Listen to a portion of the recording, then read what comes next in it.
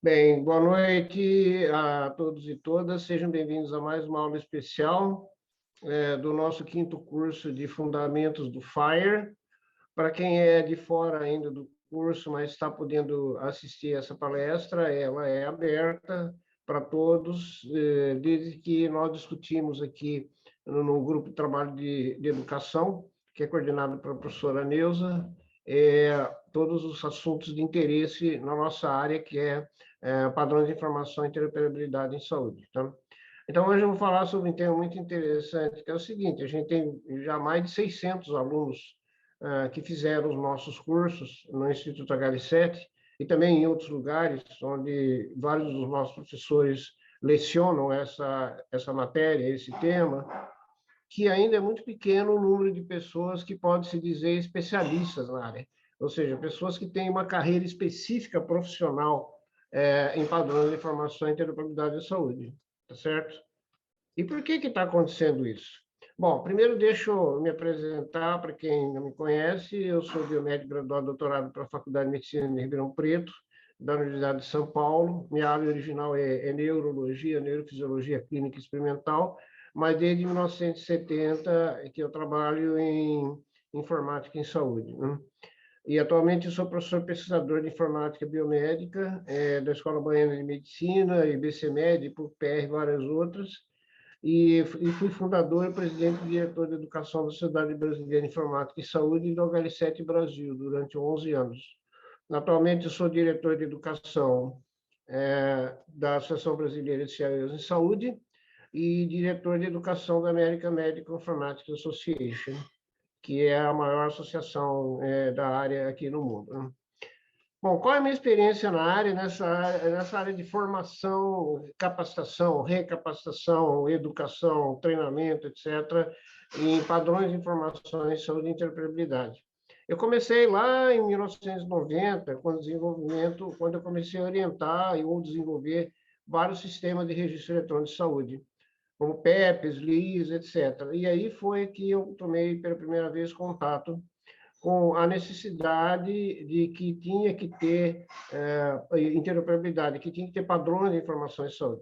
Na maior parte das vezes era CID-10, né? Não era nem CID-10, nessa época era CID-9, e que é um padrão semântico de interoperabilidade, uma classificação internacional de doenças desenvolvida pela Organização Mundial de Saúde. Mas era aparente para mim que mais coisas seriam necessárias, porque o CID era só de diagnóstico, né? E o PEP ele precisa de muitas outras interoperabilidades funcionais e semânticas, principalmente se eles têm que se comunicar entre si, que era uma coisa que praticamente não existia na área, a não ser em 1996, 97, quando surgiu a internet pública no Brasil. Então, a partir de 2007, a gente identificou a necessidade de padrões de informação em saúde, e eu participei da criação e direção da filiada brasileira da HL7 International, que é a maior entidade desenvolvedora de padrões na área de saúde, o que a gente chama de SDO, né?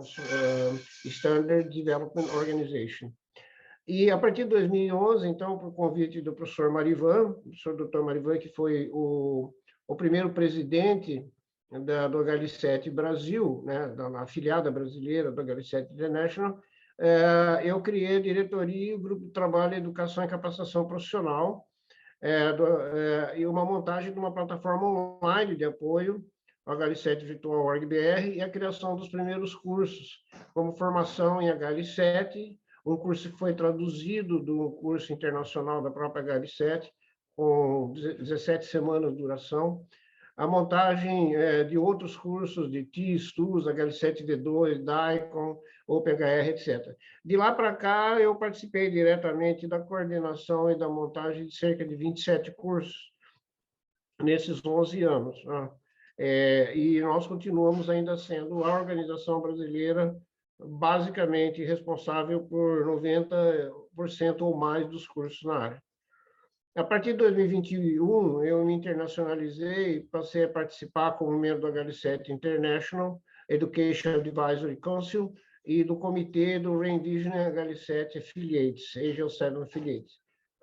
E passei a atuar também no sentido de trazer vários padrões HL7 e outros também, padrões de informação em saúde, mas atualmente o meu foco é muito na área de apoio à decisão, como o Infobutton, o CDS Hooks, a sintaxe Arden, etc.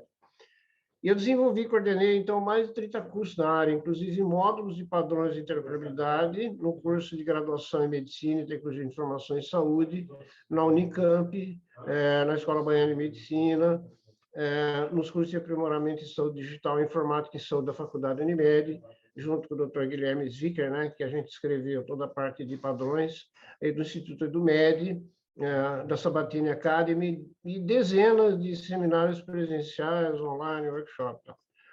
Ou seja, eu sou teimoso, né? Quer dizer, faz 12 anos aí, praticamente, que eu continuo insistindo na necessidade de a gente ter permanentemente educação, formação e orientação de carreira, mentoria de carreira nessa área. Essa atuação internacional, então, vai me permitir trazer cooperação dos Estados Unidos, da Europa, e de outros HL7 e outras instituições de saúde para o Brasil, com a ajuda dos meus colegas, claro, né? Inclusive a doutora Jussara Ruth, a doutora Beatriz Leão, o doutor Neuza Andrade, Guilherme Zicker e vários outros que estão se integrando aqui, felizmente, à nossa equipe. Bom, então, o objetivo da apresentação aqui, para aqueles que são curiosos por essa pergunta, vou dar uma visão geral dos cenários, características e demanda do setor de padrão de informação e interpretabilidade de saúde e identificar as necessidades que a gente tem de recursos humanos crescentes na área. O negócio está explodindo e a gente não está conseguindo dar conta, né? Então, oportunidade de carreira profissional, formação e especialização. Para dar um exemplo, não faz muito tempo, o DataSUS, o Departamento de Saúde Digital, passou a procurar especialistas em interoperabilidade e padrões de informações de saúde, está com grande dificuldade de achar. E vai ter, todo mundo que fizer isso vai ter mesmo dificuldade de achar. Porque a maior parte desses cursos são informativos e não formativos. Então, a gente tem que partir um pouco mais para curso de formação. E quais seriam as soluções para essa situação de grande desconhecimento e carência de recursos humanos que nós vivemos hoje no Brasil, em boa parte baseado na nossa experiência do HL7. Porque não há dúvida nenhuma, pessoal, não há dúvida nenhuma a importância crescente do setor. Todo mundo que não for cego, surdo e mudo consegue identificar essa importância. Os padrões de arquitetura, formato, representação de informação, comunicação, interoperabilidade funcional, semântica, operacional, que a gente chama de interoperabilidade fundamental, né? Elas são vitais, são essenciais para a construção e operação de todos os sistemas de informação digital em saúde. Até agora, a maior parte das empresas de desenvolvimento, elas se fixam no desenvolvimento de plataformas autônomas, não interoperáveis, e tentam vender essas soluções para os usuários da área de saúde. E esquecem, ou não têm capacidade, de gerar toda a parte de interoperabilidade que tem que fazer parte integrante de todos esses softwares, se eles querem se comunicar. Então, esses padrões, eles são desenvolvidos por autoridades nacionais e internacionais, e para que eles funcionem, eles têm que ser adotados de forma universal, por uma determinada jurisdição, como o Brasil, por exemplo, o Estado de São Paulo, o Estado do Ceará, ou um conjunto de empresas, uma rede de saúde, como a Unimed, por consenso entre todos os stakeholders ou por mandado governamental. Ou seja, obrigatoriedades, senão não funciona, né? Tá certo? E todos os projetos hoje estratégicos no mundo inteiro, de e-saúde, ou saúde conectada, ou saúde digital, ou saúde 3.0, 4.0, como você quiser chamar, de governo e instituições, eles têm que implementar projetos e subsistemas extremamente complexos de adoção de padrões de interoperabilidade. E é claro que, além de ser extremamente amplos e complexos, esses padrões e práticas também evoluem constantemente. É necessário que alguém se fixe permanentemente nessa carreira para que consiga acompanhar esse progresso que é inexorável e praticamente mensal, não é mesmo? Então, você tem o problema de recurso humano na área, esse crescimento exponencial por demanda know-how e recursos humanos especializados no Brasil, e também na maior parte dos países e instituições, ele se depara com um desconhecimento ainda muito amplo de padrões, uma falta de formação especializada de pessoas em padrões de interoperabilidade. Também nós temos um problema que é a pouca importância e prioridade que é dada pelas empresas desenvolvedoras e até dos próprios usuários a ter um núcleo permanente de especialistas em padrões de interoperabilidade, de modo que seja capaz de fazer a prospecção e a preparação para o futuro. Nós também não temos curso de especialização na área e de oportunidade de aprendizado e formação nesse sentido. Então, como que nós vamos resolver esses problemas? Eu vou deixar isso para o final, tá? Por enquanto, eu vou dar uma visão geral. Uma delas é a complexidade da integração entre sistemas de saúde. Existem dezenas de padrões de comunicação, de interoperabilidade funcional, semântica, operacional, etc., que cobrem não somente as áreas clínicas, mas também as áreas administrativas e financeiras, farmacêuticas, de controle material, etc. É uma infinidade, realmente, de padrões que até está muito difícil uma pessoa só conseguir dominar todos eles, né? Então, sem a adoção conceitual dos padrões para tudo isso aqui, é impossível a integração e a interoperabilidade. Além disso, acresce que os sistemas de saúde estão ficando cada vez mais complexos. Por exemplo, no sistema hierárquico de saúde, onde você tem níveis como atenção primária, secundária, terciária, você tem um PEP que integra todos esses níveis, você tem interação com o prontuário pessoal de saúde das pessoas, com aplicativos de engajamento do paciente, de acesso à informação como Conect SUS, etc. A necessidade e a complexidade e o volume de interações que pode acontecer entre todos esses níveis é verdadeiramente astronômico, né? Se a gente pode usar um termo desse. E tudo mais, que vocês acham que talvez não tenha, mas transporte, medicina diagnóstica, regulação, todos esses aspectos, eles precisam ter interoperabilidade e precisam adotar padrões. Então, uma organização como a HL7, que é formada por especialistas na área, né? No mundo inteiro, nós temos mais de 40 países onde a HL7 está presente, consiste de pessoas altamente especializadas em alguma área ou algum setor da área de padrões de informação em saúde. Muitas dessas pessoas têm empresas próprias de prestação de serviço, de consultoria, de desenvolvimento, de teste, de implementação, etc. Então, é uma carreira extremamente promissora e recompensadora para quem quiser se dedicar a isso. E aqui no Brasil, infelizmente, nós temos muito poucos ainda, né? Porque aqui você tem as pirâmides de volume, de custo e tudo mais, Big Data, inteligência artificial, epidemiologia, tudo isso necessita de padrões, tudo isso necessita de padrões. E boa parte das startups que trabalham nessa área desconhece os padrões, então desenvolve sistemas de apoio à decisão que nunca vão ser vendidos, nunca vão ser integrados, nunca vão ser usados, como acontece muitas vezes quando a pessoa não tem uma visão global e um conhecimento mais profundo de como você implementa isso.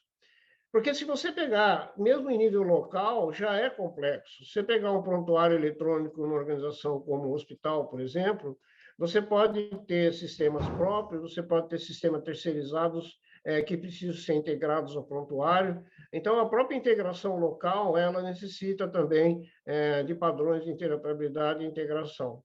Então, mesmo que você vá desenvolver apenas o seu sisteminha, o seu sistemão independente, tem que ter gente que entenda de integração e interoperabilidade, né? Porque isso vai ser necessário em vários níveis. E não somente padrões consensuais, mas padrões locais também.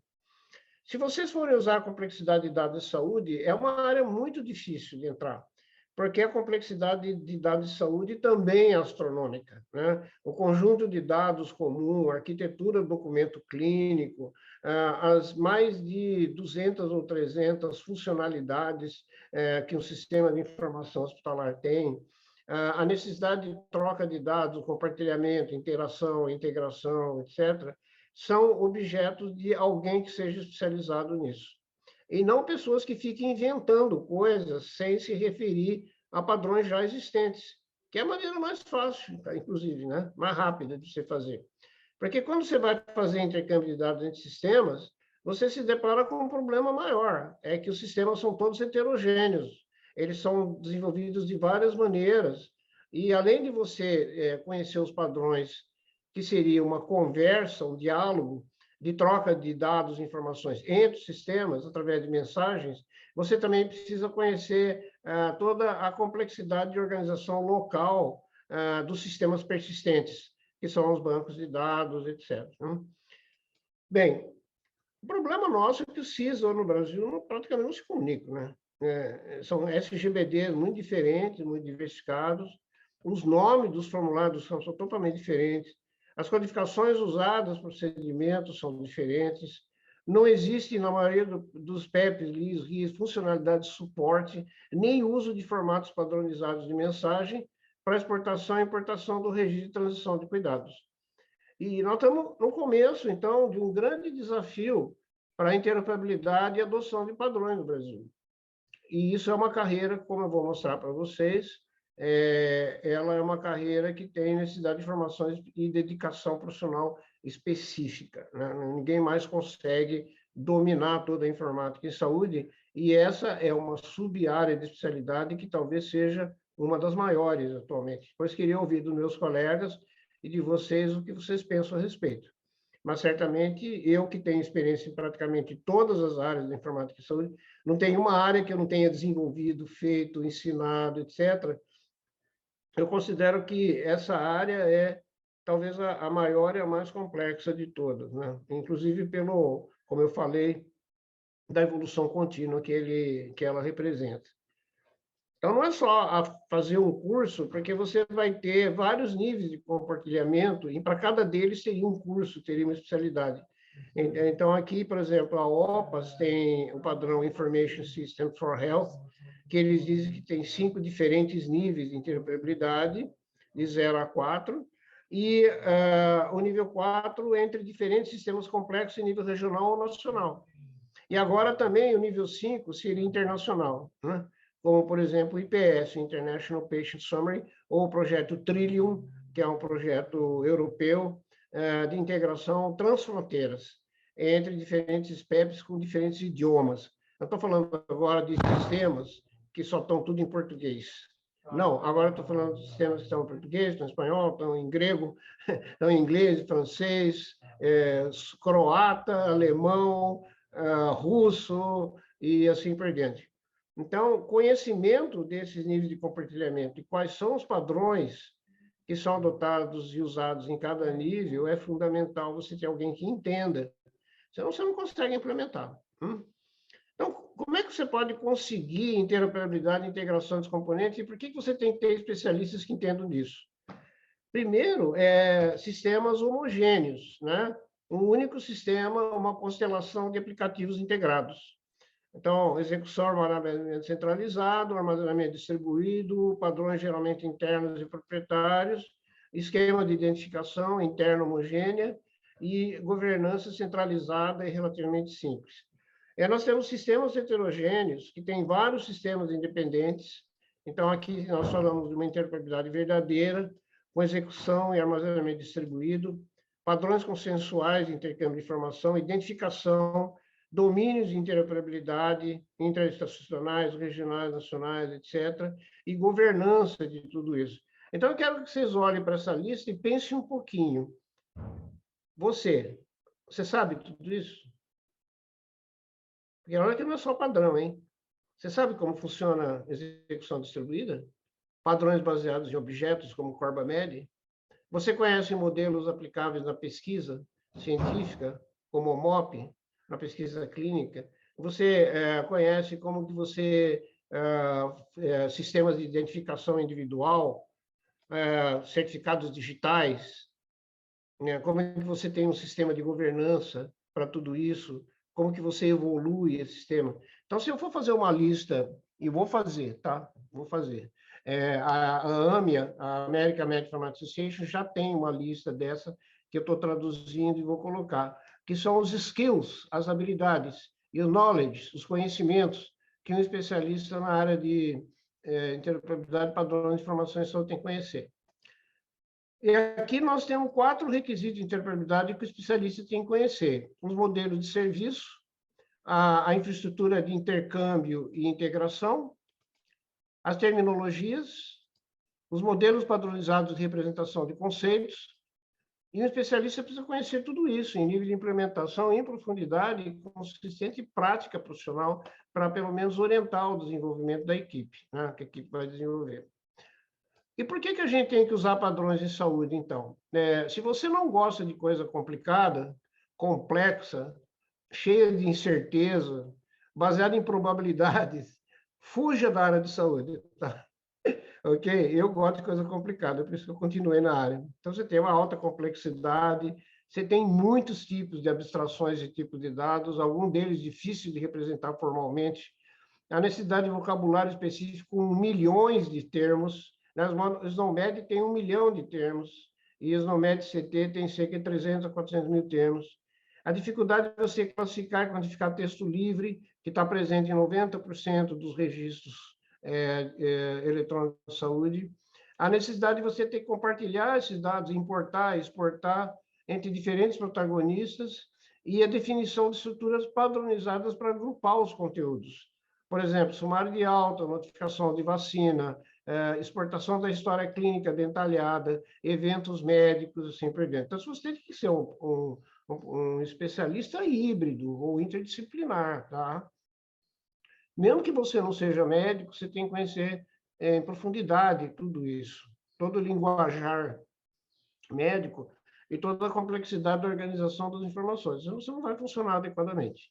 E se você é médico ou profissional de saúde, você tem que conhecer as soluções técnicas para tudo isso. O que existe, como implementar, nem que for do ponto de vista superficial para você poder trabalhar em equipe. Os padrões de informação e interoperabilidade de dados abrange dezenas de áreas. Aqui eu coloquei algumas, que eu não vou discutir em detalhe, porque não é objetivo, e é uma sopa de letrinhas que vocês têm que conhecer tudo, se você for especialista, tá bom? Eu não estou querendo desencorajar ninguém, eu estou querendo só dar um caminho para as pedras, né? Uma carreira. O que quer dizer carreira? Uma corrida de vida. Né? Então, se você quiser se dedicar a isso, é um ponto de inflexão na sua carreira, na sua corrida, no seu percurso de vida. Mas que vale a pena, principalmente se você for aprender do zero isso aqui. Um exemplo, a gente precisa de modelos de referência de informação. Então, eu estava falando de que você tem que conhecer como que quais são os níveis de abstração, os agrupamentos, as definições, as inter-relações semânticas e de interdependência entre todas essas coisas aqui, como atores, encontros, etc. Então, por exemplo, a HL7 tem um RIM, né, que é um Reference Information Module, que é simplesinho de tudo, né? Ok? Se vocês gostam de complexidade, como eu falei, passem alguns meses estudando o ML e as definições de registros de um sistema de informação completa e como ele tem as integrações e inter-relações, que são essas flechinhas que vocês estão vendo aqui. E o domínio do HL7-RIM é infinito, porque ele pode definir modelos como esses para cada área das milhares de áreas diferentes que a área de saúde tem, como vocês estão vendo aqui, né? Que pega uma pequena amostra de áreas especializadas que são quase que algumas mutuamente independentes ou interdependentes. Então, por exemplo, você tem laboratório de análise e genoma clínica padrões de anestesiologia, elas são todas interrelacionadas, tá? Então, integração de plataforma de conhecimento ao PEP, que eu falei que é a área que eu estou trabalhando mais agora, elas fazem com que você tenha plataformas independentes de apoio ao conhecimento, como o PubMed, Medline, Informed, PebMed, UpToDate, etc. Você pode integrá-las ao PEP usando padrões de interoperabilidade e integração. Isso você pode fazer via acesso direto à base de dados online, utilização de uma API proprietária, web service, mensagem com padrões proprietários ou padrões de interoperabilidade consensuais, né? Que é a melhor maneira de fazer, via HL7. Então, aqui para a área de apoio clínico à decisão, a gente, de modo a facilitar a integração de sistemas de acesso à informação de apoio à decisão, é recomendável que sejam utilizados padrões consensuais. Então, além de entender de inteligência artificial, de aprendizado de máquina, de sintaxe de sistema de apoio à decisão, você tem que conhecer também os padrões, como protocolos de prescrição, a expressão de regras de decisão, como RDML e GELO, sistema de apoio à decisão clínica, como o PCDS, integração de conteúdo, como o Infobutton, integração de apps de decisão, como o CDS Hooks, e esses padrões eles podem ser usados tanto pelos provedores de conhecimento quanto software. Então, desde 2019 que eu tenho feito workshops e aulas, e vocês vão assistir no curso, na parte avançada do curso, uma aula minha sobre o que são esses padrões HL7 e como que eles podem ser utilizados para fazer integração de sistemas de decisão clínica, né, no sistema. Aumentando um pouquinho mais a complexidade, a gente tem a necessidade de determinar perfis de integração, frameworks ou quadros de referência, e para isso existe a interoperabilidade operacional, em que você vai ter que conhecer o hardware e o software, e serviços que permitem mobilizar as informações por via eletrônica entre diferentes organizações dentro de uma comunidade ou região, hospitais, redes de saúde pública. Em inglês, ele chama Health Information Exchange. São motores de interoperabilidade, ou barramentos de interoperabilidade. E aí permite que você monte redes de informação em nível comunitário, regional, nacional, e ele tem como objetivo facilitar operacionalmente a integração e a interoperabilidade para a recuperação de dados clínicos centrados no paciente. E muitas outras aplicações também. As organizações de normatização e organização também você deve, como especialista, conhecer profundamente os produtos que elas têm, que elas produzem permanentemente. Inclusive, fazer parte de uma dessas organizações, como especialista, contribuinte, voluntário, é muito interessante para você aprender muito. Eu aprendi muito sendo parte da Associação Brasileira de Normas Técnicas, de uma comissão chamada Comissão de Estudo Especial de Informática e Saúde. Tá? Essa comissão, ela faz tradução das normas técnicas ISO, IEC, European Standards Organization e várias outras, para que possam ser adotadas no Brasil. E também desenvolve padrões próprios, como, por exemplo, o registro de alta hospitalar foi desenvolvido por esse grupo, né? Então, uma maneira de você aprender bastante é participar voluntariamente desses grupos. O CEIS é o equivalente ao ISO TC 215, é o Comitê Técnico 215 da International Organization for Standardization, a famosa ISO, que é o Comitê de Health Information Communications Technology. Mas existem vários outros, como o próprio HL7, o Comitê Europeu de Standardização, que tem um comitê também que chama TC 251, e American National Standards Institute, que tem vários, inclusive a IEEE, a STM, a ASCII, a CRNEMA, DICOM, a Associação Brasileira de Normas Técnicas, eu já falei, e vários outros. Bem, então, o que aconteceu? Em 2011, o Ministério da Saúde expediu uma portaria para regulamentar o uso de padrões de interoperabilidade, informação e saúde para sistemas, tanto em nível municipal, distrital, estadual, federal, tanto para o setor privado quanto para o setor de saúde pública e suplementar. E essa portaria continua vigente até hoje e ela definiu 12 padrões pelo Ministério da Saúde, e o Brasil foi um dos primeiros países do mundo a adotar oficialmente padrões como OpenHR, HL7, SNOMED-CT, HL7-CDA, DICOM, LOINC, ISO 13606, IHE, PIX e PDQ, e CID-10, CIAP-2, agora vai ter o CID-11, né?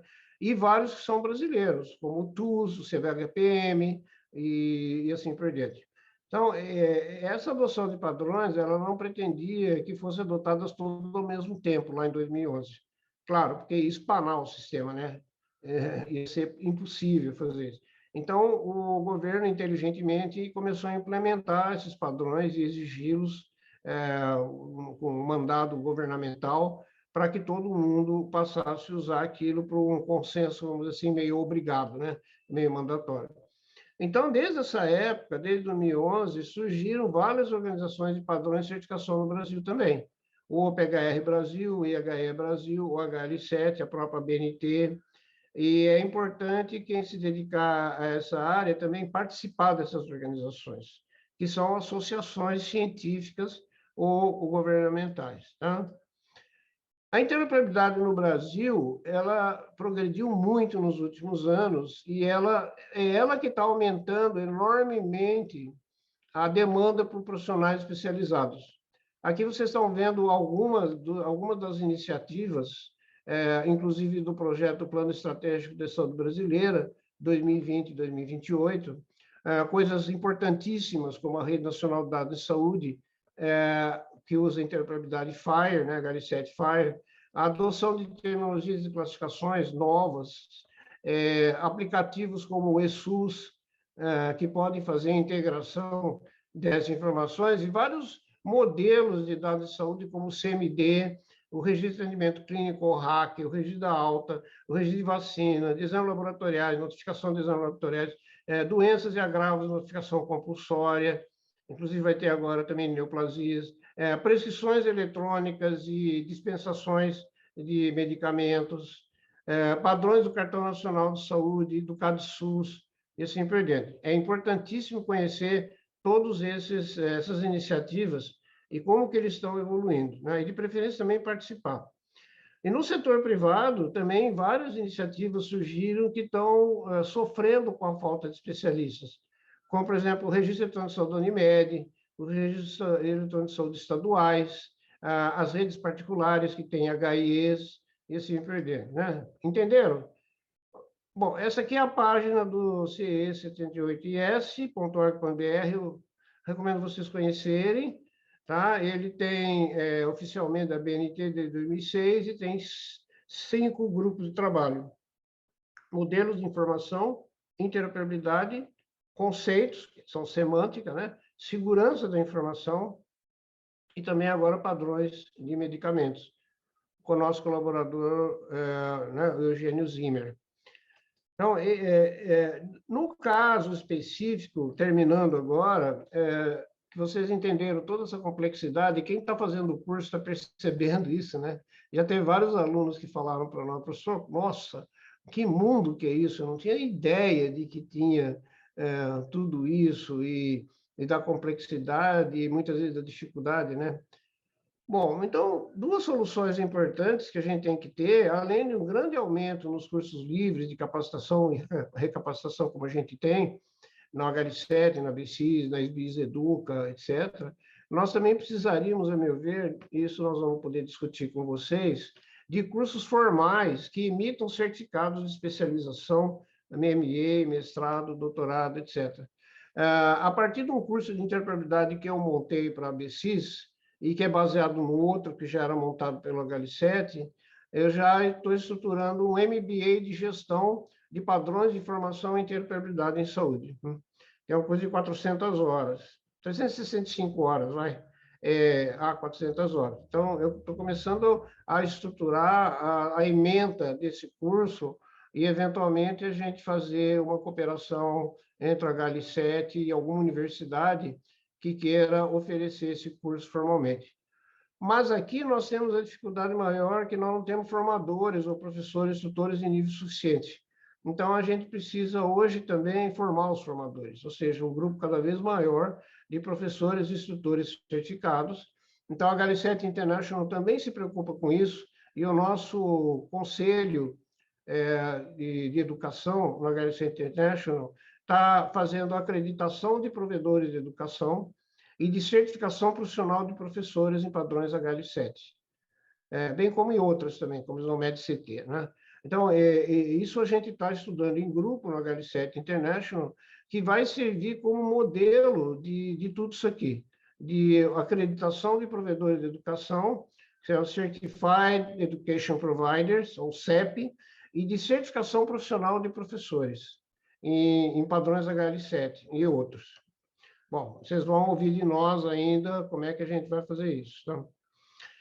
Concluindo, então, pessoal, o compartilhamento e integração de dados entre diferentes sistemas de saúde, eles são essenciais para a operação de rede de saúde em vários níveis de governança. E como é impossível implementar uma aplicação, um banco de dados centralizado único, por exemplo, o Brasil inteiro, passa a ser necessário que todos sejam interoperáveis, e para isso eles têm que usar padrões funcionais, semânticos e operacionais consensuais. Esse é o nosso grande obstáculo hoje.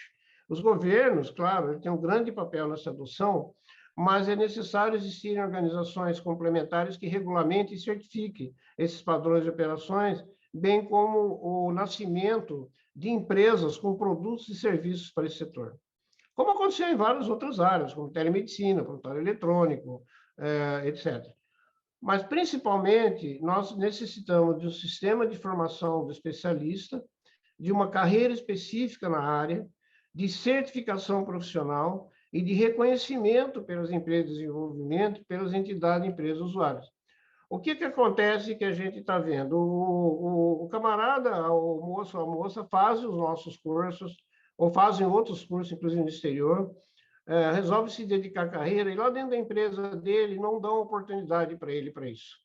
Deslocam ele para um outro setor, ignoram toda a formação dele, ignoram a necessidade de você ter uma continuidade de formação e de aprendizado contínuo e de dedicação. Em suma, você praticamente não tem no Brasil hoje, quem tiver fala para mim, de um núcleo de desenvolvimento e de expertise de padrão de informação e interoperabilidade dentro da empresa. Mesmo empresas grandes, né? Empresas aí que faturam centenas de milhões de reais com prontuários eletrônicos de informação hospitalar, não tem um núcleo dedicado a isso, e isso atrapalha muito, porque a cada demanda obrigatória do governo, sai todo mundo correndo, pede para aumentar o prazo, porque eles não conseguem fazer. E eles não conseguem fazer porque não tem nenhum preparo, não tem gente especializada. Eles desprezaram a formação de pessoas que querem se dedicar a essa área. Então, eu não sei como fazer isso, mas a gente vai ter que aumentar o grau de conscientização das empresas. Isso provavelmente vai ser na marra, né? Na hora que elas começarem a sair do mercado, não conseguirem vender, porque não tem interoperabilidade, aí a coisa vai começar a acontecer. Tá certo? Obrigado, pessoal. Esse é o meu contato, né? Ligeiramente desatualizado, porque eu não sou mais diretor de educação, é a Sandra Andrade, mas eu fico à disposição de vocês agora para a gente discutir todas essas coisas que eu falei aqui. Como sempre, né, Neuza, fazendo uma provocação, mas ela é baseada na minha experiência pessoal, experiência pessoal profunda, longa, em que a gente consegue ter uma visão do que está acontecendo. E todos nós, eu, você, Guilherme, todos os nossos colegas do HL7 e de outras instituições, percebem que é o que tá acontecendo, não é mesmo? Pois é, professor. Tem duas boas perguntas aqui para você que eu vou pedir para você responder.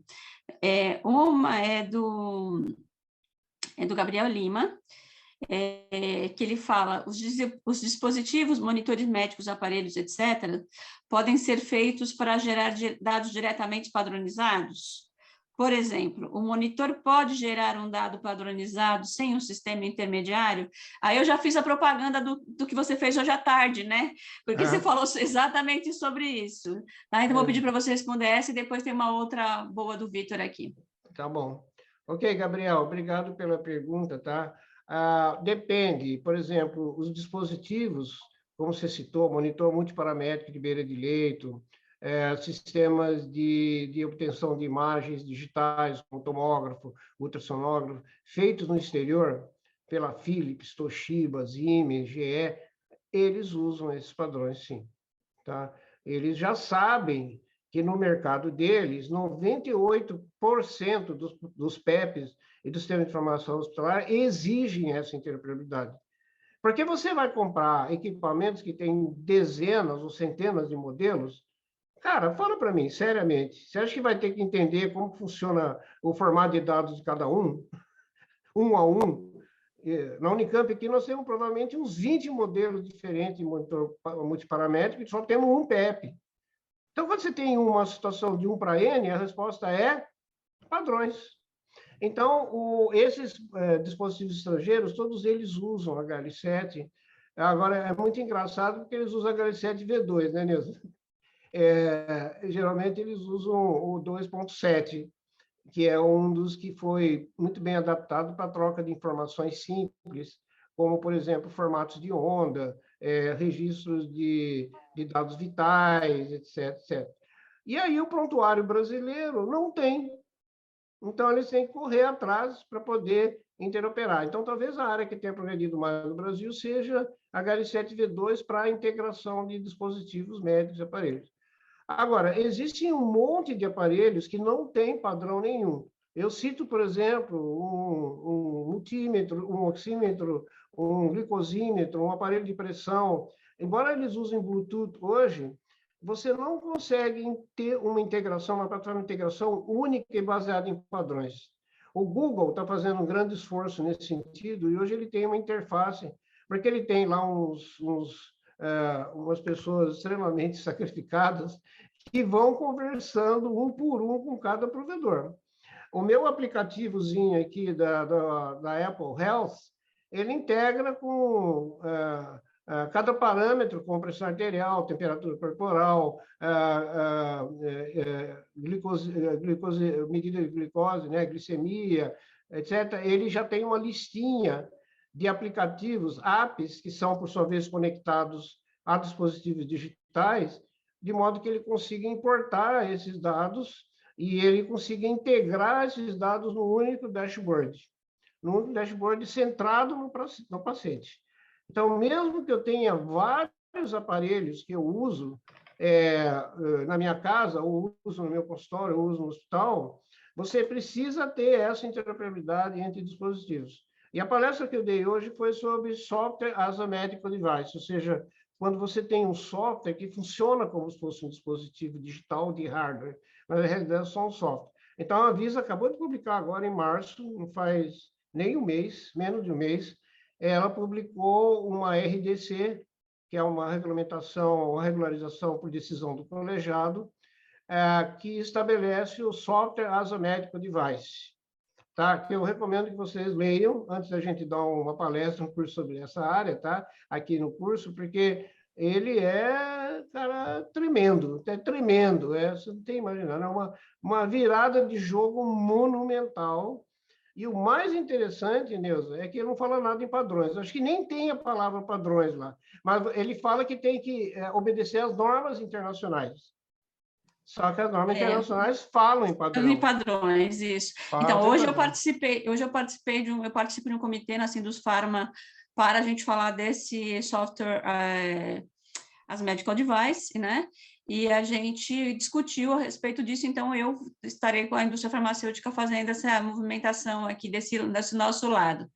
A Lindelma, professora, já falou que quer ser nossa aluna lá no MBA, então fica calma, Lindelma, que a gente te avisa. Está todo mundo elogiando aqui a apresentação.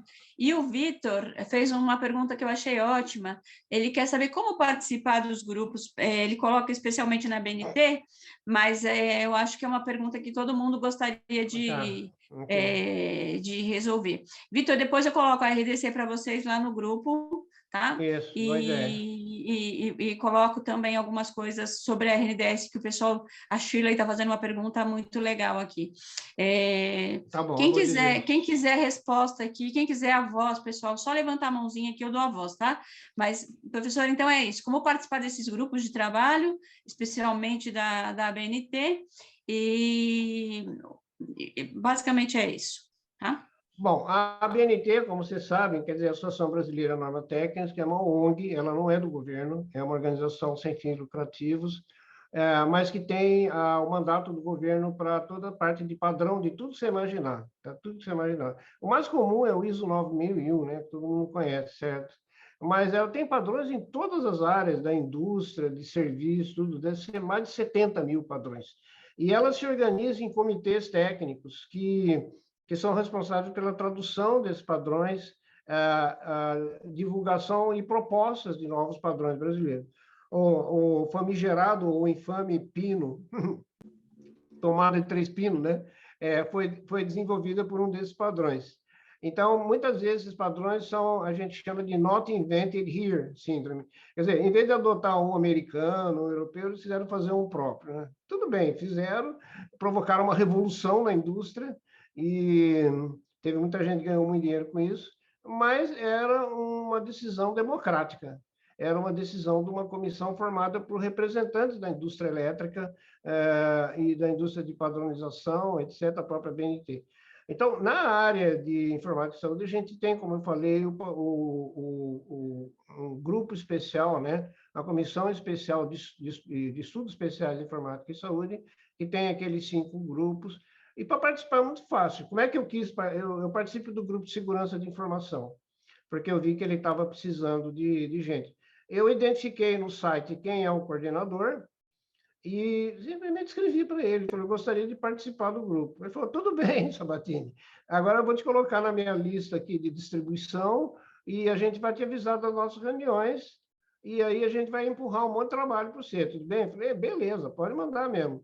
Aí, mal eu entrei lá, já jogaram em mim a tradução, não, a revisão da tradução da norma ISO 27799, que é a norma de boas práticas, né, que a gente chama de Código de Práticas, da ISO 27001, que é uma norma de gestão de segurança de informação em geral. Essa 27799 é o Código de Boas Práticas para a área de saúde.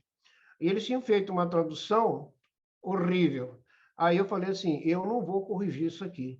Isso aqui vai me dar mais trabalho, posso traduzir do zero? Ah, claro. Aí eu traduzi do zero, do inglês para o português, e ela publicou. Então, ela está disponível hoje como essa norma padrão de boas práticas, do Código de Práticas sobre gestão de sistemas de segurança de informação na área de saúde. Então, aqui a gente já começou a dar consultoria nessa área, treinar pessoas, educar pessoas, para que elas vejam que você pode aumentar e certificar a segurança da informação em instituições de saúde, utilizando a 27799 e não a 27001, que é geral, né? Na realidade, ela é uma adaptação. Esse é um bom exemplo. É só você entrar em contato, que todo mundo está procurando gente de boa vontade e queira cooperar, tá? Mas vai ter trabalho, tá? Então, prepare-se que não é só para ficar lá olhando, não. Né? Participando de reunião mensal, etc., mas tem algumas mordomias. Por exemplo, quem participa da coordenação dos grupos, uma vez por ano, vai para a reunião internacional do TIC, do Comitê Técnico, né? Da ISO, às vezes é na Itália, a última foi na Sicília, numa cidade fortificada da Sicília, né? Nada mal, né? Teve uma na Suécia, teve outra agora na Suíça, teve no Japão, teve na Austrália. Então, aí a ABNT paga passagem para as pessoas para elas participarem de reuniões em nível internacional, onde é feita a harmonização de padrões, onde é decidido quais são os padrões que a gente vai traduzir em nível nacional e assim por diante. Então, aqui vocês podem realmente participar, é muito simples, é só querer. Da HL7 também, né, Nilson? Sim, é fácil participar conosco aqui, é isso Participar mesmo. é só querer participar, tá? É claro que é uma participação voluntária e o Guilherme vai mandar para vocês, o Guilherme Zica Rocha, que é o nosso presidente, um contratinho de voluntarismo, que é obrigado, quer dizer, para depois você não falar que você não ganhou nada. Não vai ganhar nada mesmo. Mas ganha experiência, experiência. ganha convivência conosco, que nós somos bem simpáticos. Exatamente. O Guilherme colocou aí a palestra minha sobre ISO 27799, que foi no grupo da BNT, né? Sinta-se à vontade para assistir, que eu dou uma explicação. O Eliandro Lima está perguntando, Neuza. Não, a Shirley perguntou primeiro. Vamos ver. Uma pergunta básica. O que é RDC? É uma resolução da diretoria colegiada. Chama RDC, não sei por quê. Toda e qualquer resolução técnica da Anvisa, ela tem força de lei. Porque se você violar ela, você está incidido numa infração sanitária grave. Mesma coisa que você vender um medicamento falsificado, tá? Ou que não tem aquela dosagem que você diz que tem no rótulo. Então, existe um enorme conjunto de normas internacionais de boa prática, de fabricação. Quem trabalha na indústria farmacêutica conhece bem isso. Cara, você tem que seguir a linha ali, senão, se você não fizer aquilo, eles caçam simplesmente e bloqueiam a tua indústria farmacêutica. Então, não é brincadeira. Então, agora, com essa adoção de padrões de software, a gente nem sabe para onde que vai isso, mas uma RDC que foi discutida amplamente com a comunidade por mais de 2 anos, a SBIS participou, eu participei, a gente pediu para corrigir várias coisas, ela é harmonizada com os padrões internacionais mais atualizados que existem. Então, como eu falei na aula, a Anvisa hoje é objeto de admiração do mundo inteiro no padrão no cenário regulatório da área de saúde, tá? Pelo profissionalismo dela e pela participação internacional. Então, quem trabalha em software, gente, tem que ler as RDCs. Vocês sabiam que existe uma RDC para homologação de PACS, de programa de sistema de imagens, né? Sistema de armazenamento e processamento de imagens médicas? Existe uma RDC que você tem que legitimizar, registrar, regularizar o teu software de exibição de imagens. Tem que obedecer certos requisitos de acordo com a modalidade, para ter qualidade diagnóstica. E isso em conjunto com o hardware, tá? Porque você não pode ter uma imagem de altíssima resolução e olhar essa imagem no smartphone, com uma telinha pequenininha, né? Então, é uma homologação que já existe há muito tempo. Todo mundo que desenvolve PACS, eles são obrigados a olhar a RDC que regulamenta isso. Então, são uma série de coisas com valor de lei que tem que ser usado, né? O Vitor está perguntando se a palestra de hoje está no YouTube. Acho que está, né, professora? A de hoje está no YouTube também, a que você fez à tarde, né? A Shirley está perguntando, obrigado, Shirley. Dentre vários padrões existentes, qual os critérios importantes para escolher um? Não existe um. Quando você fala assim que a Rendes usa o Fire, ele não usa só o Fire. Ele usa um monte de padrões, inclusive padrões de semântica, de identificação de paciente, padrões de rede, né? Como, por exemplo, SOAP, ou Web Service, ou FTP, ou e-mail, ou HTTP. Pode botar aí na sua lista, na R10, pelo menos uns 10 a 15 padrões, né, Neuza?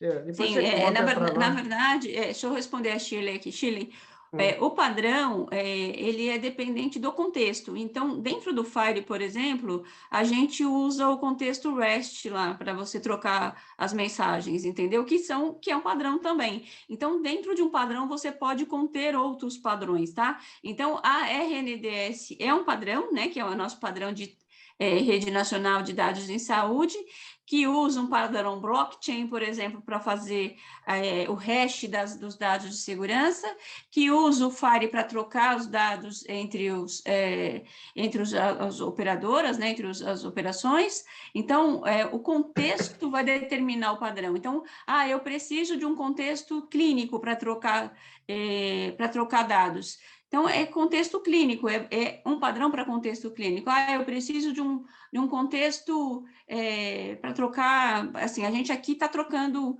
essa informação em vídeo embaixo de um padrão HTML. Então, dentro de um contexto, você pode ter mais de um padrão funcionando ao mesmo tempo. Eu não sei se eu expliquei adequadamente para você entender. Explicou bem, isso aí não é uma coisa deixada ao acaso. São publicados perfis de integração, onde os códigos semânticos vão ser usados, que a gente chama de binding, né? E vocês já estão estudando isso no curso de FIRE. Quais são os que serão utilizados? Existe uma coisa chamada OID, que quer dizer Digital Object Identifier, que é uma espécie de CPF do campo, que você é obrigado a usar aquele que o Brasil usa para identificar de forma inambígua aquele campo, não pelo nome, mas pelo ID dele, né? Chama ID em JSON ou XML. Então, todos esses perfis aí, eles têm que ser determinados de uma forma que você, independentemente de conversar com o povo da RNDS, você consiga fazer uma interoperabilidade. E aí a gente tem uma coisa que eu não falei, que também acho que nós só temos um especialista no Brasil, que é o Ítalo, né? Como é que você faz o teste e a certificação disso, que a gente chama de Connectaton, em inglês, ou traduzir para Connectatona. Nessa Connectatona, as empresas se juntam e utilizam um barramento de interoperabilidade e um software para provar que aquilo que eles desenvolveram é capaz de interoperar com a RNDS, por exemplo, certo? Ou com o Correios Unimed, ou com o Correios da Interol, ou seja lá o que for. Porque cada um publica, muitas vezes, um perfil um pouco diferente e escreve um negócio importantíssimo, HL7 Implementation Guide, chamado carinhosamente de IG, né? IG. Então, a Implementation Guide é uma espécie de manual que você vai usar para implementar. E, além disso, tem uma declaração, você tem que fazer uma declaração de capacidade, ou seja, o que ele tem que fazer para conseguir fazer a interoperabilidade. Esses elementos, eles são elementos comuns a todo sistema de interoperabilidade, seja bancário, automobilístico, industrial, comércio eletrônico, governo. Por exemplo, o governo tem um padrão chamado PING. Vocês conhecem o padrão PING? Então, quem for fazer serviço do governo tem que conhecer o padrão PING. Não é de saúde, não é de saúde. Ele é um padrão de governo eletrônico. Você tem padrão de certificado digital, né, que é o XML-DSIG, ou CMS, pelo ICP Brasil. Então, você tem padrões de segurança de informação, norma de segurança de informação. Por isso que eu estou falando para vocês, pessoal, que é uma carreira extremamente rica, mas muito complexa e muito profunda. Porque, eu não conheço tudo sobre isso, trabalho há muito tempo nisso, mas nem de longe eu conheço todas essas áreas, certo? Mas a gente sabe quais são as áreas que atualmente são aplicadas, mas a gente não consegue prever o breakthrough, né, Neuza? O breakthrough é aquilo que alguém vai inventar e nós não sabemos ainda o que ele vai inventar, tá? Porque muitas vezes aqui o cara inventa um padrão proprietário e não segue o padrão consensual e, de repente, pela força que ele tem no mercado, ele acaba tornando aquilo lá um padrão consensual. Quer ver um exemplo? PDF, né? Portable Data Format. Foi inventado por uma empresa e se tornou tão disseminado que a ISO pediu para a empresa tornar aquilo um padrão ISO.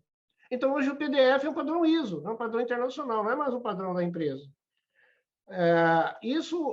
Ou então o ASCII da IBM, né? O famoso ASCII da IBM, é outro que é o padrão proprietário de representação de caracteres e de colocar esses caracteres em string no arquivo e como você pode trocar. Então, hoje, quando, por exemplo, você pega um XML, que é outro padrão, esse foi inventado pela W3, né? Que é um consórcio da web.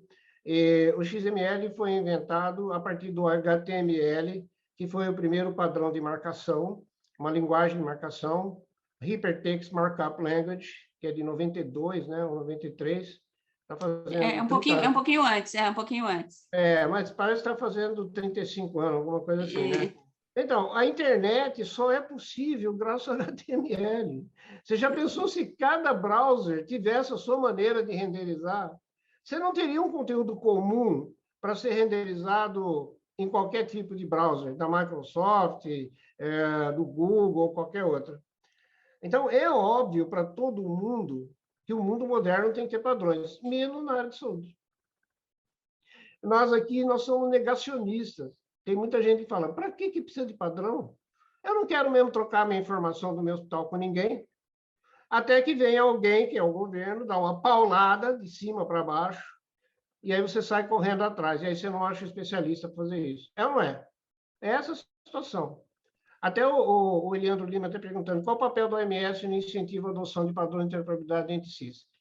A OMS tem concentrado única e exclusivamente em padrões semânticos. Então, a Classificação Internacional de Doenças e várias outras que não são conhecidas e não são adotadas. Por exemplo, existe o CIF, né, que é um padrão de descrição de discapacidades físicas.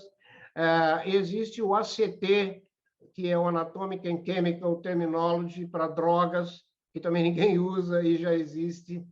No Brasil, até a gente usa, professor, no Rename a gente usa o ACT. No Rename a gente usa... Eu estou falando para você representar a tabela de medicamentos em categorias, subcategorias, que você coloca no prontuário para o médico selecionar, para ele fazer... nos prontuários não, ninguém sabe que nem que existe.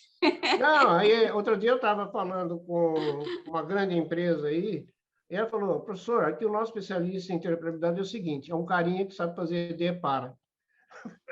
Ou seja, ele vai instalar no hospital, o cara já tem uma tabela de medicamento que ele inventou. Ou ele tem uma tabela de código de resultado de exame laboratório que cada laboratório inventa o seu, certo? Aí, quando ele vai implementar aquele prontuário que ele comprou, ou aquele LIS que ele comprou, algum Cristo, que geralmente é o cara que está lá na empresa que vendeu, que coloca no custo de ele ficar horas e mais horas, e mais horas, e mais horas, tentando mapear um no outro, quando ele não sabe que tem ferramentas para isso, como o Helma, por exemplo, né? Que são ferramentas de mapeamento semântico que facilitam enormemente as pesquisas. Por exemplo, o Dr. Marivan fez um mapeamento do LOINC para o TUS, além de fazer a tradução. Para isso, existe uma ferramenta chamada Helma, desenvolvida pelo próprio LOINC, pelo próprio... Se você não sabe isso, você vai sofrer que nem um condenado e vai errar. Agora, essa é uma situação absurda. Quer dizer, cada cliente que ele tem que fazer o DEPARA, entender, ler o banco de dados do outro, botar um, fazer o outro. Não existe, muitas vezes não existe correspondência um para um. Tem um trabalho mostrando aí que uma vez foram fazer isso em uma rede de laboratório na Itália, com o Helmo Loy, que só 12% dos termos tinham mapeamento um a um. O resto era uma bagunça, era um para N para um, N para N. O Marivan podia contar a experiência dele sobre isso, porque ele é um grande especialista nessa área de mapeamento, né? É o nosso representante no LOINC, inclusive, na organização LOINC, desse tipo dessa tecnologia. Beleza? Então, é mesmo difícil, gente. O Victor perguntou se a palestra de hoje foi sobre interoperabilidade em equipamentos também. Não, ela falou mais sobre os tipos de softwares que vão ser regularizados pela Anvisa. E um deles é de interoperabilidade com equipamento. Eles falam essa palavrinha lá, viu? Está lá, interoperabilidade. E outra palavrinha mágica, segurança e controle de acesso. Então, eles fizeram muito bem feito, aliás, teve várias contribuições da comunidade para que você, embora eles não digam quais são os padrões que você vai usar de interoperabilidade, pelo menos eles obrigaram a ter interoperabilidade. Você vai ter que demonstrar que os seus sisteminhas têm interoperabilidade com alguma coisa. Então, se você for integrar um oxímetro ao teu prontuário, você tem que saber se existe algum padrão para fazer isso. E não inventar um. Tá? Então, você vai inventar, talvez, em último caso, né? Mas o melhor é você propor para uma organização de padrões para fazer isso, e se você descobrir algum que existe, beleza. Obrigado, Neuza. Você colocou a resolução da diretoria colegiada, isso aí, tem o link. A minha palestra está gravada no YouTube. É rápido, é 8 minutos. Vocês podem dar uma olhada lá, mas eu vou dar uma palestra mais longa, porque eles podaram a minha palestra lá por causa dos 8 minutos. Na hora que eu cheguei nas conclusões, eles cortaram. Então, estranho. Bom, o Emerson Engroff está falando que a RNDS usa blockchain, Elasticsearch e outras tecnologias por baixo dos panos. Mas quando conectamos no API do Fire da RNDS, não precisamos saber de como ele funciona por baixo do capô. Exatamente. O conhecimento de quais são esses perfis Fire que foram publicados no guia de implementação e que são colocados, o código é colocado no GitHub, né? Ou como é que chama aquilo lá? Não é o Confluence, é o lugar onde eles estão colocando os padrões. No Simplifier? Simplify, isso, simplify.net, exatamente. Então, o BR Core, que é o conjunto básico de interoperabilidade brasileira, ele está crescendo nesse ambiente aí. De modo que eles são ambientes livres, gratuitos, é só você aprender como faz. E aqui no nosso curso vocês vão aprender, né? O curso mais avançado, que é o de FAIR para RNDS, realmente é já para partir para perfilização, né? Isso, Guia de implementação, para você se preparar para uma futura conectatona. É isso mesmo. Assim, o Simplifier me deixa louca, mas mas eles usam bastante. É isso. O Anderson está falando uma coisa importante, que são muito padrões, né? Quem é o profissional ideal para essa formação? Olha, o profissional ideal para essa formação é um profissional pode ser da área de saúde ou pode ser da área de informática, depende se ele vai trabalhar na área de desenvolvimento ou não. Então, por exemplo, os nossos cursos que a gente chama de CPN, curso para nerd, aqueles que você tem que ter o conhecimento XML, UML, implementação de arquiteturas como REST, né? Hoje no Fire usa o REST, e várias outras. Por exemplo, no TPHL7V2, você não precisa saber mais nada mais complicado do que um e-mail. Ou talvez FTP, tá? Não precisava mais complicado do que isso. A gente fez um programa na Unimed em 1994 que usava um FTP via satélite 64K. Funcionava bem até. Mas, quer dizer, era a tecnologia que estava disponível na época. Então, o profissional de TI, ele vai ter que se esforçar em aprender o universo da saúde. Principalmente a área terminológica, parece palavrão, de tudo e quanto tipo. Então, ele tem que saber a sopa de letrinha da informática, a sopa de letrinha dos padrões e a sopa de letrinha da área de saúde, né? Então, é muito engraçado, porque às vezes tem a mesma letrinha, tem as mesmas 3 letrinhas, 4 letrinhas, significado... Pix para nós é uma coisa e Pix na área de financeira é outra. São coisas diferentes. Tá, né? E na medicina também. E são conceitos que às vezes têm as 3 letrinhas ou 4, como é o caso do SOAP. SOAP na medicina é uma coisa, SOAP na tecnologia é outra. Bom exemplo, tá? Né? E às vezes você confunde, né? No começo... Qual SOAP você está falando agora? Não, a Neuza e eu somos veteranos aqui da área, né? Eu me lembro, Neuza, que o disco rígido chamava Winchester, lembra? Isso, exatamente. Eu tenho umas histórias de Winchester. Eu dei um curso para os médicos lá na PM, Estação Paulista de Medicina, e eu falei, vocês têm que ter um computador que tenha pelo menos um Winchester de boa capacidade. Aí ninguém perguntou nada, eu falei, pô, achei que deve saber o que é, né? Chama Winchester porque o disco IBM desenvolveu numa cidade chamada Winchester. E aí um dia, eu falei, vocês precisam ter um analista, de preferência um japonês. Brincando, né? Aí um dia ele falou, Sabatini, me ligou, já tenho japonês, mas eu preciso de uma espingarda para quê? Eu falei, como assim? Não, você falou que precisa de uma Winchester, por que eu preciso de uma espingarda? É para matar o japonês se ele não trabalhar? Eu falei, não é nada disso. É o nome de uma tecnologia de disco rígido. Ele deu muita risada. Mas eles também falam umas barbaridades da área médica que você também acha muito engraçado de eles falarem aquelas coisas, né? Então, é um linguajar que você tem que entender as duas áreas para você ser um profissional interdisciplinar. Quando você precisa de experiência, como a querida Rafaela aqui, né? Que é uma médica informata, ou uma informata médica, ela tem experiência com médica, vivência de hospital, tratou o paciente, etc. E de repente ela se meteu nessa encrenca, eu bem que avisei ela, mas ela se meteu nessa encrenca da informática e agora ela hibridiza as duas áreas, tá certo? Então, é um profissional interdisciplinar. Eu também venho da área de saúde, mas tem gente que vem da área de informática e acaba sabendo tanto, né, Rafaela, que a gente dá um diploma honorário de médico para ele, porque isso aí existe desde que a gente começou a fazer formação na área. Né? Eu não quero o meu não, viu? Porque minha mãe vive me pedindo qual é o medicamento que tem que dar para a vizinha aqui do lado. Eu falo, mas eu não sou médica. Se você tiver o diploma que a Rafaela te der, você pode recomendar o medicamento, não tem problema nenhum. Fala, Rafaela. A gente acabou de, não tem muito tempo, né, que a gente virou um LIS lá na Rede São Camilo, em uma das unidades, e a gente trabalhava com o pessoal do Fleury e passou a usar Matrix, né, virou próprio. E, assim, surpreendentemente, o TASI tem um campo LOINC atribuído ao cadastro de exames laboratoriais. Você tem uma tabela de exames laboratoriais Legal. que se conecta diretamente com o PROC interno, que é a estrutura de procedimentos, backbone de procedimentos do sistema.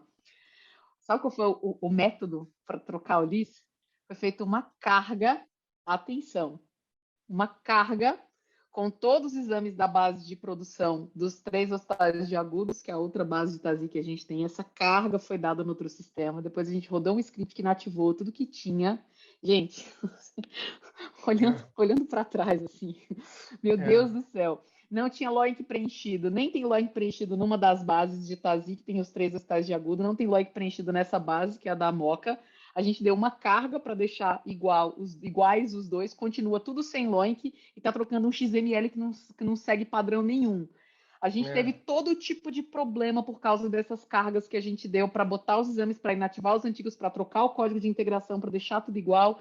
Todo tipo de problema que você puder imaginar. E a integração nativa do TASI com o software do Matrix foi uma integração desenvolvida seguindo padrão nenhum, porque o XML não é padronizado, e que não suporta multi-estabelecimento, numa era em que o mercado se consolida, né? Tá de parabéns. Eu contei isso para a Neuza, eu falei, Neuza, você não sabe. Eu disse assim, eu não sei nem por onde começar, eu quero tacar fogo em tudo. A gente pode literalmente fazer o Hospitals on Fire, né? Tacar fogo em tudo. Nós vamos fazer o Hospitals on Fire funcionar, não o Hospitals on Fire fogo. Então, existe uma solução para isso. Um desabafo. E a gente está falando de uma rede grande e de players grandes, né? A gente está falando de Fleury, a gente está falando de Matrix. Eu não estou falando de um hospital de pequeno porte, né, do interior de um lugar. Eu estou falando de hospital referência do primeiro polo médico do Brasil. E existe o sistema me atende. Existe funcionalidade para isso. Todas as bases poderiam estar codificadas por LOINC. Eu não tinha que ter feito carga nenhuma, não tinha que ter mexido em nada. Mas a integração não me atenderia. A nativa do sistema não me atenderia, diga-se de passagem. Essa sua experiência, Rafael, é universal. Eu vejo isso acontecer o tempo inteirinho. É uma coisa assim, meio segredo de polichinelo, né? Que todo mundo sabe, mas não fala. Mas eu fico apavorado com os erros que acontecem. Por exemplo, existem muitas bases farmacêuticas que, numa única linha, ela coloca o nome comercial, a apresentação e a concentração, certo? Tudo junto, numa linha só. Então, imagine se você mapeia errado uma glibenclamida de 2,5 miligramas para uma de 20. Você mata o cara de hipoglicemia, simplesmente, porque ele não vai olhar no que tem naquela linha lá. Então, na hora que você faz o mapeamento de um para o outro, se você não tiver esses campos todos separados, é muito perigoso você fazer isso, porque aparentemente é uma coisa que só demanda trabalho, mas não demanda só trabalho, demanda conhecimento. Então, você tem que ter um farmacêutico fazendo isso, e de preferência você ter uma base de medicamentos em que todos esses campos são separados, justamente para você rodar um software que possa fazer uma verificação automática da compatibilidade entre as várias linhas de código daquilo lá. E no LOINC isso é especialmente difícil, porque você vai fazer um mapeamento, por exemplo, para TUS, que é um padrão de cobrança de exames, e não um padrão científico. Você se depara com, por exemplo, 20 e tantos códigos para glicemia, tá? Tem no LOINC, você tem 3 ou 4 no TUS. Porque custa tudo a mesma coisa. Então, por que você vai fazer um monte? Por que o cara que inventou esse TUS vai pegar os 23 do LOINC e fazer 23 do TUS? A turma vai xingar ele, porque vai falar assim, mas para que eu preciso saber se é no plasma ou no sangue inteiro, ou se é isso ou se é aquilo? É o mesmo preço. Então, isso você não pode usar uma tecnologia que foi feita para uma coisa, dentro de um determinado contexto, para outra. Agora, o que eu tenho visto é que muito PEP usa pedido de exame e usa o TUS para pedir exame. Não é? Acho que eu já vi um projeto de TASI, vou falar o milagre, mas vou falar o santo, mas eu já vi um projeto de TASI em que o PROC interno, que é o backbone onde você tem todos os exames e procedimentos. Lá você flaga quais podem ser solicitados ou não na CPUE, que é a função de prescrição. Eu já vi um projeto em que, estrategicamente, a TI, não tinha médico envolvido nesse projeto, enfim, mas a TI decidiu dar uma carga do TUS, né, dentro do PROC interno, e o hospital virou com o TUS inteiro dentro do PROC interno. E aí tinha problemas do tipo, tem um TUS que é assim, ultrassom de tireoide ou próstata ou uma outra coisa, tá tudo junto no único, e a nomenclatura deles deixaram igual a do TUS. Então você imagina pós-virada um médico no PS virava para o paciente e falava assim, vou te pedir um exame de ultrassom de, sei lá, próstata, no ambulatório, né, que no PS não é um cenário possível. Vou te pedir um ultrassom de tireoide. O paciente pegava o papel, nesse lugar específico era um papel, chegava no ultrassonografista lá, entregava o pedido e ele falava, tá, mas o exame é da onde? E aí, quando o paciente não sabia dizer, ficava todo mundo com cara de pastel, porque não é esse o intuito, né? Mas, ao mesmo tempo, a gente tem hoje um gap enorme que, assim, a TI não entende do negócio o suficiente para entender quais exames precisam constar ali, e a assistência mora na Lua. Eu já vi lugar que tinha 5 hemogramas diferentes dentro do PROC interno, todos com os mesmos códigos, que era assim, hemograma pré-quimio, hemograma pós-quimio, hemograma pré-diálise, hemograma pós-diálise, que também não faz o menor sentido. Então, são dois extremos. Se você não tem alguém aqui no meio para falar não para os dois lados, que seria o padrão, né? Você depende de um ser humano fazer isso. E o ser humano não tem como também ficar todos os dias, né, fazendo auditoria de cadastro. Então, verdade. É difícil não ter padrão. Você tem, de um lado, a assistência que pede, a gente viu essa semana, pediram para a gente para fazer um PROC interno de raio-x para cada dedo, da mão e do pé. Então, a gente passa por esse tipo de coisa. Ótimo. Eu queria fazer dois esclarecimentos a respeito de como resolver, em parte, isso. Uma delas é ter servidor de terminologia. Então, nós chegamos a ter um projeto chamado CENTERMES, que é o Centro Nacional de Terminologia de Saúde, que não evoluiu, mas ele precisaria ser esse fornecedor e governança de todas as terminologias usadas no Brasil.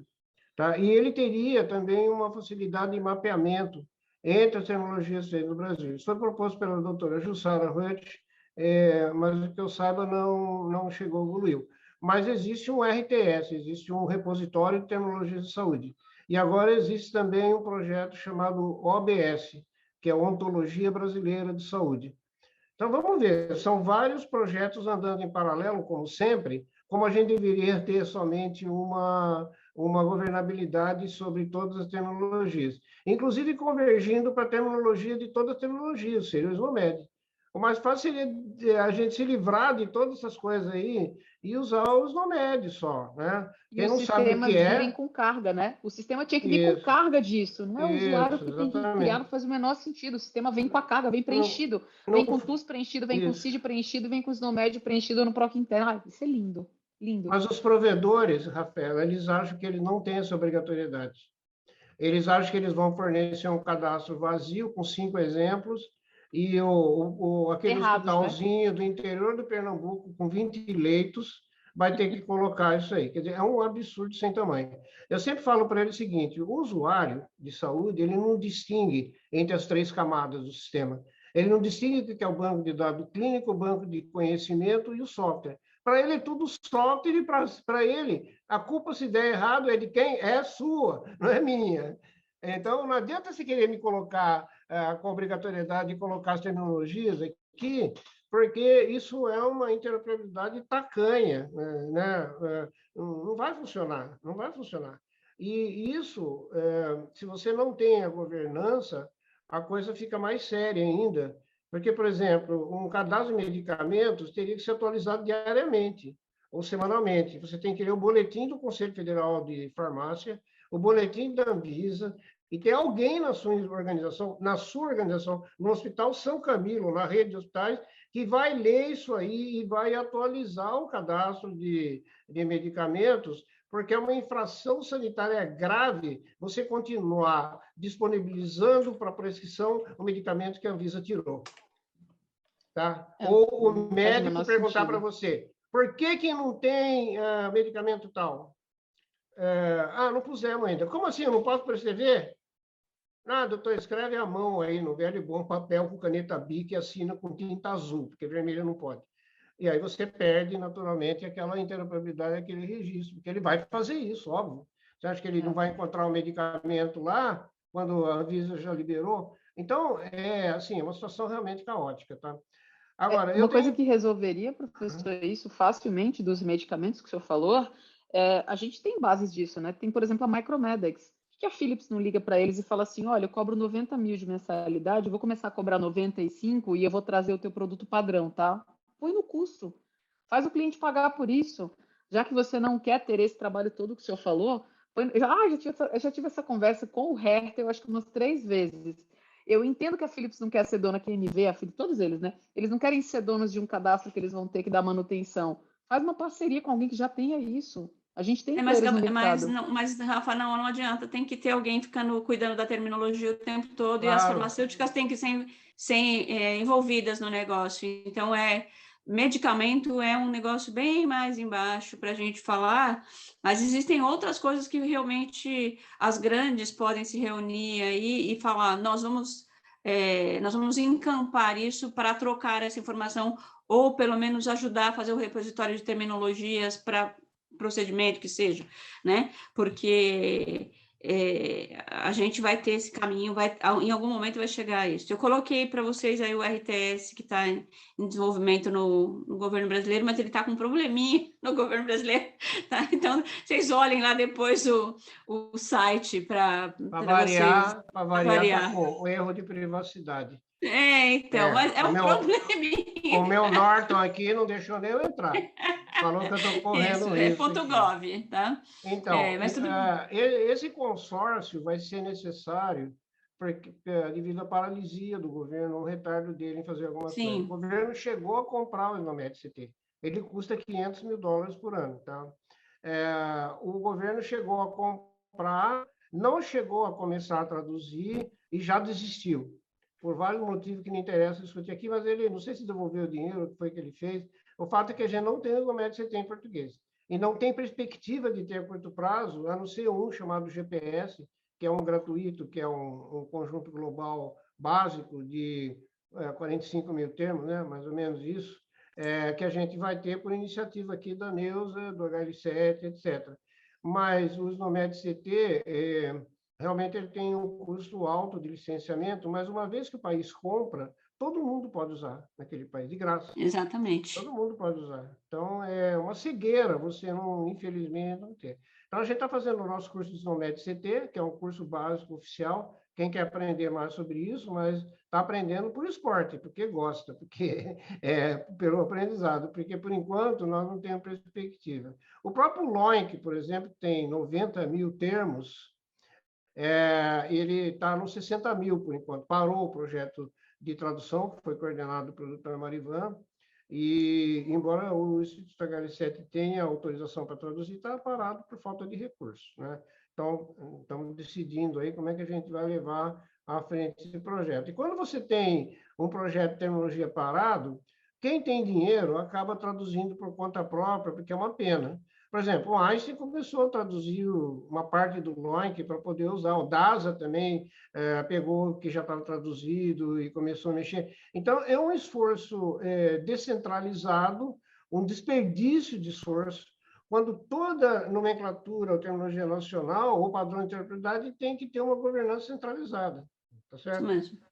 Senão acontece isso que quem foi que falou aqui? O Emerson, que o prestador cria os seus TUS. É verdade. Tem muito sistema aí que eu vi que ele permite que o médico entre um CID dele. Pode um negócio desse? Não gostei do CID, vou usar o meu CID. Aí vai lá e ele tem o médico, não é um comitê. Ele pode entrar no prontuário e modificar ele à vontade. Quer dizer, isso não é padrão. A outra coisa é a seguinte, por exemplo, alguns padrões nacionais, eles não são implementados de forma operacional adequada. O próprio exemplo do TIS é um exemplo que eu já falei muitas vezes, que a gente deu vários cursos de TIS-TUS no HL7. O TIS, ele é N para N, então não tem ninguém controlando a aderência aos padrões. Então, por exemplo, se um plano de saúde falar assim, não, mas tem um campo aí que eu preciso para poder te pagar. Você tem dinheiro, tem poder, né? E aí você pede para o teu fornecedor, dá para colocar esse campo que eles estão precisando? Aí o fornecedor fala, mas eu não posso, tem um padrão TIS publicado pela ANS que eu sou obrigado a seguir. Mas eu não vou receber o dinheiro se a gente não pusesse esse campo aí que ele quer. Então, quer dizer, se você tiver um barramento intermediário, um middleware, que não deixa passar a fatura e o pagamento, a elegibilidade, se não estiver de acordo com a sintaxe, como tem os servidores FHIR, né? Tá? Servidor de sintaxe, você vai lá, roda no RAP, no FHIR, você roda lá e vê se ele está bonitinho, seguindo toda a sintaxe, etc. Tal. O TIS não tem isso. Então, é uma implementação que muito bem feita do ponto de vista semântico e de funcionalidade, mas em termos de operacionalidade, talvez por medo de quanto ia custar um monstro, uma jamanta dessa, capaz de processar bilhões de transações por ano, acho que até o DataSUS amarelou, né? De montar um negócio desse, mas ter que ser como o CNS, um banco de dados centralizado ou um intermediador que force a aderência ao padrão.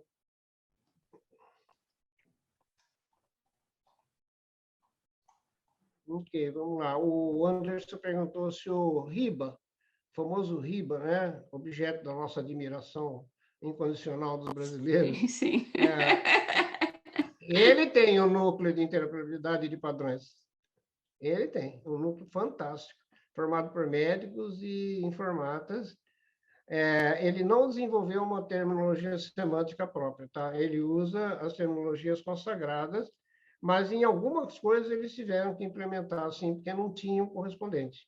Então, eles implementaram, mas em conhecimento de causa, né? Como deve fazer isso direitinho.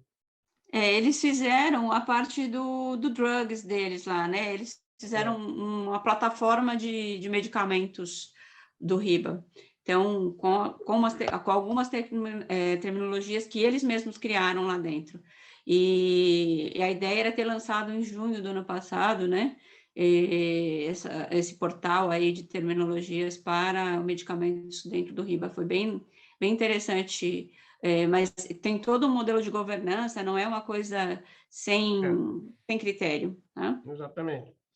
Até eles têm uma coisa interessante que diz respeito ao objeto dessa palestra, é que eles têm uma residência médica, informática médica, que nós já tivemos no passado no Brasil, mas a Comissão Nacional de Residência Médica extinguiu porque falou que não era medicina.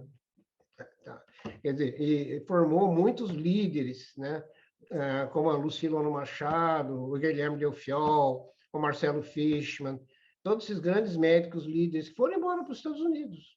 Porque se eles chegam aqui, fazem uma formação como residência médica, onde eles vão começar a trabalhar como CMIO, como informata médico, DBA médico de uma instituição, o curso não formou talvez umas 30 pessoas, a Débora também, né, formada nesse curso aí, e não teve avanço. Imagina se ele tivesse tido, lá no HC da USP, continuidade.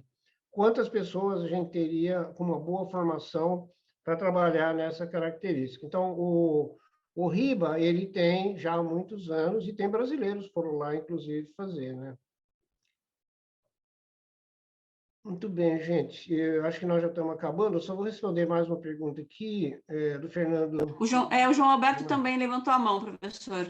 Tá, então duas, tá bom? Ah. Porque já tem gente viajando para Páscoa, né? Sim. Aqui já me avisaram que o coelhinho já escondeu os ovos aí. Vamos ver, amanhã Os cedo. meus também. Daqui a pouco eu saio para pegar aqui. Tá. Então, o Fernando está perguntando, atos de procedimentos em relação aos procedimentos médicos, existem os não médicos também, é mesmo muito baseado na lógica de faturamento. Claro, foi desenvolvida pela ANS, né, Agência Nacional de Saúde Suplementar, e não é do SUS. O SUS tem o SIGTAP, que é outro que tem a mesma lógica. Então, o paradigma remuneração fee for service. Exato. A classificação brasileira de honorários e procedimentos médicos, o famoso CBHPM, da MB, foi uma das bases. É o que a gente chamava antigamente em faturamento, lembra mesmo? de AMB, né? E tinha o ano da AMB. Sim. Então, os planos de saúde adotaram da AMB, porque a AMB foi a primeira a se preocupar em fazer uma tabela, basicamente para ter um valor mínimo assegurado e para acabar com a bagunça que cada plano de saúde tinha, inclusive em relação aos códigos. Então, eu fui diretor de informática médica da AMB há vários anos, e era realmente um projeto muito grande lá dentro, né? Bom, com a adoção de modelo... olha a pergunta ardida aí. Com a adoção de modelo de remuneração baseado em valor e necessidade de transitar mais informações clínicas, a tendência é mudar. Então, ela não vai ser baseada em códigos de transação financeira. Ela vai ser baseada em indicadores de qualidade e de valor. Tá? Então, eles são pacotes mais complexos e que eles exigem interoperabilidade. Sem interoperabilidade, não existe saúde baseada em valor, ponto final. Tá? Porque você não vai saber quanto que você vai dar de dinheirinho para aquele médico que conseguiu manter 80% dos pacientes diabéticos dele abaixo de 7% de HbA1c. E se ele não entrar esse dado, o seu laboratório, o dado do laboratório, não pedir, se o dado do laboratório não entrar, você não tem o desfecho. Então, você não vai poder calcular o valor. Você não vai poder ter índice de valor e você não vai poder remunerar o médico. E, principalmente, você não vai conseguir fazer com que o médico ou outro profissional de saúde entenda o valor da informação. Ana? Porque o valor da saúde vai sair do valor da informação. E não vai ser uma informação simples. Vai ser uma informação complexa. Quer ver um exemplo? Lá nos Estados Unidos, que está começando a usar isso, eu li uma carta que o cara escreveu para aquele WebMD, ele falou assim, quer dizer que se aquele desgramado daquele meu paciente continua fumando e comendo todo dia no McDonald's, a culpa é minha? De quem que é a culpa? Quer dizer, ele está com 12% de HbA1c e eu não consigo reduzir. Por mais eu passo medicação para ele não toma. Eu falei, mas esse paciente... Aí o cara falou, mas esse paciente é comum? Todos os seus pacientes são assim? Ele falou, não, tem uns que são mesmo assim, difícil, mas eu não quero ser penalizado por isso. Eu vou trabalhar estatisticamente, meu querido. Você vai ver quantos por cento dos seus pacientes atingiram o valor determinado por quem vai pagar. Agora, vai ter penalidade, vai ter o bônus, aí dependendo da filosofia de implementação, né? Se você vai dar a cenourinha, ou vai dar o chicotinho, ou vai ter os dois ao mesmo tempo. Então, eu não acredito em saúde baseada em valor. Eu não acredito. Eu acho que ela depende de uma qualidade, de uma completude de dados do prontuário e do uso de interpretabilidade num nível tal que nem os Estados Unidos conseguiram atingir ainda. Tá? Talvez na Suíça, algum assim... Ela depende muito do Alemanha. paciente também, ela depende muito da relação cidadão-paciente, ou paciente como cidadão exercendo a própria saúde, tem muita coisa que depende. O Andrei está pedindo o código da aula, é 1404, Andrei, 1404. Isso, e o João Alberto está pedindo a voz, e aí a gente termina, professor. Tá bom, pode falar, João. É só abrir seu microfone. Ok. Professor, eu tenho algumas perguntas, são, na verdade, 3 perguntas que estão relacionadas com o assunto que o senhor falou. Era uma só, virou 3. Ele é perguntador. Assim, que nem prova. É uma pergunta dividida em 3 subitens. Tá bom. Com relação ao SNOMED CT, o custo de aquisição de licenciamento, o senhor falou que era em torno aí de $500 milhão. Eu não sei se é de dólares ou de reais. De dólares. De dólares. Mas existe, fora esse custo, um custo anual de manutenção que os países têm que pagar também? Existe, claro. Porque Claro. o SNOMED CT ele tem um sistema ultra poderoso que quem fizer o curso do SNOMED CT vai conhecer, de contribuição de datas, de value sets, e um monte de coisa. Por exemplo, se você quiser criar um value set só para ginecologia de pacientes com síndrome de Down, você pode criar. Porque como tem milhões de créditos, você não vai usar nunca todos, né? Então, para facilitar, ele tem uns sistemas muito legais que você permite criar subconjuntos e colocar no servidor de tecnologia e usar esses subconjuntos em projetos de tecnologia, que na realidade é mais que uma tecnologia, uma ontologia, tá? Uma ontologia complexa, baseada em rede semântica, etc. É muito bonito o SNOMED CT, mas ele tem uma evolução constante. Por exemplo, o CID-10, João Alberto, você não pode mexer nele. Quem mexe nele é o OMS. Toda vez que sai uma doença nova, como chikungunya ou então Covid, é uma coisa tremenda. Até você conseguir o OMS mexer, colocar lá, não tem essa flexibilidade toda. Agora, no MedCT, você mexe todo dia. Todo dia você tem atualização, não é? Ok. Todo dia você... O grande lance da SNOMED-CT é se você realmente usa o padrão, você tem dados estatísticos muito bem construídos, né? Porque ele trabalha com domínio e subdomínio. Então, isso nos permite alcançar um nível de precisão muito melhor de dados, entendeu? Mas a gente provavelmente não foi escolhido exatamente por isso, porque a gente ia conseguir, com o nosso SUS aqui, se a gente tivesse, a gente ia conseguir mapear muito melhor onde a gente está em saúde, né?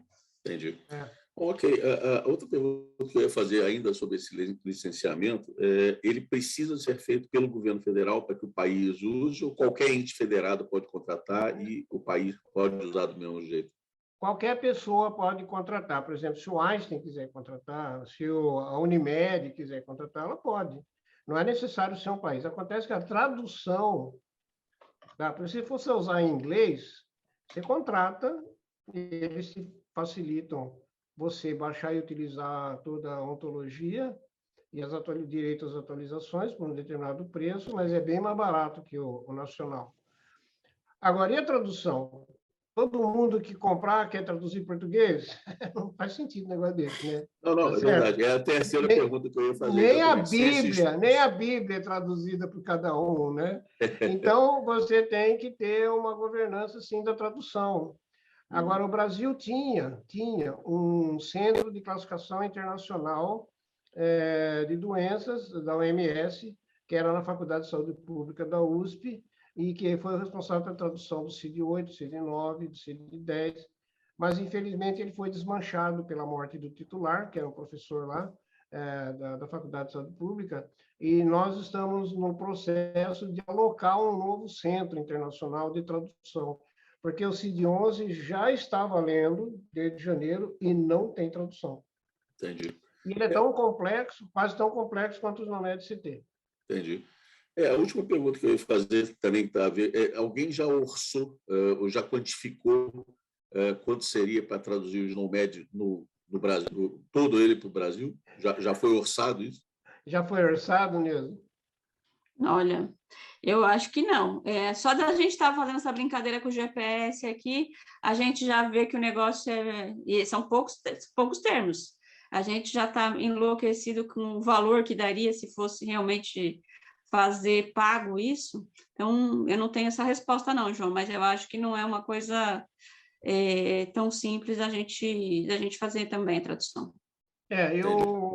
Eu fiz parte do grupo que traduziu o CID-10 da Unicamp, que era a área de psiquiatria.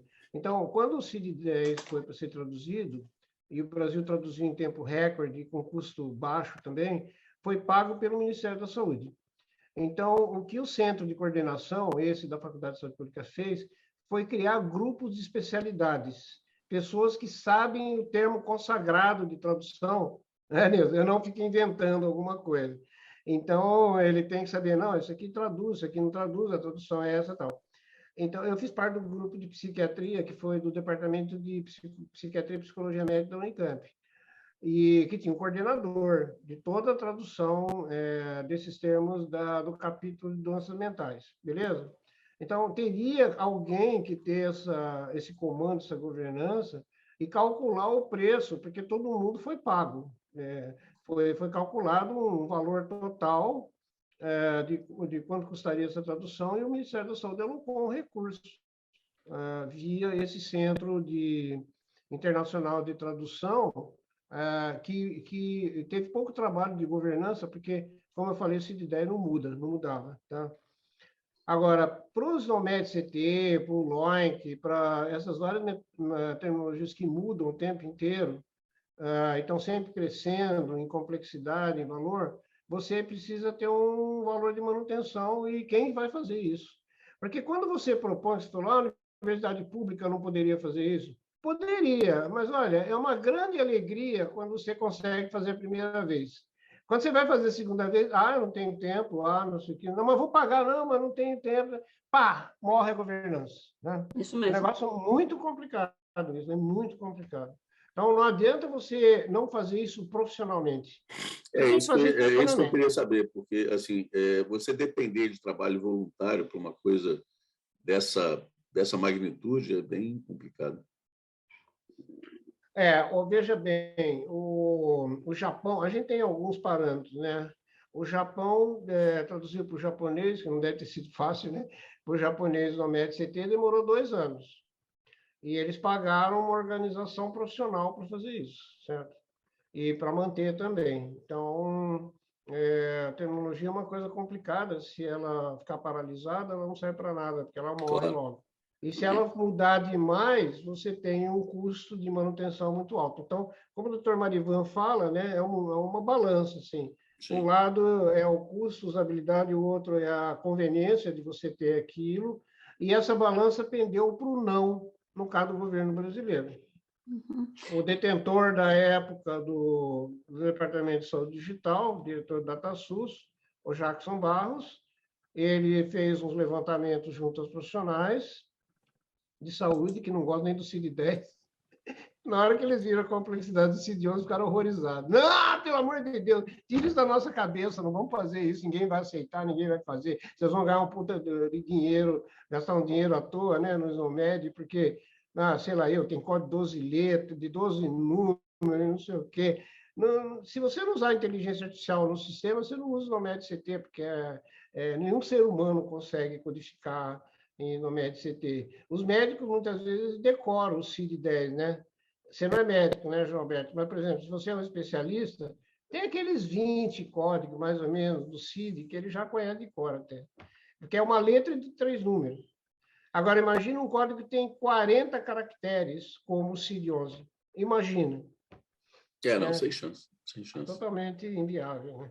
Então, tanto o NOMED-CT como o CID-11 têm o mesmo grau de complexidade, eles foram rejeitados pelo próprio estabelecimento de saúde. Porque as soluções para isso vão ser bastante caras e ninguém sabe fazer isso. De novo, a gente volta no problema dos especialistas. Tá?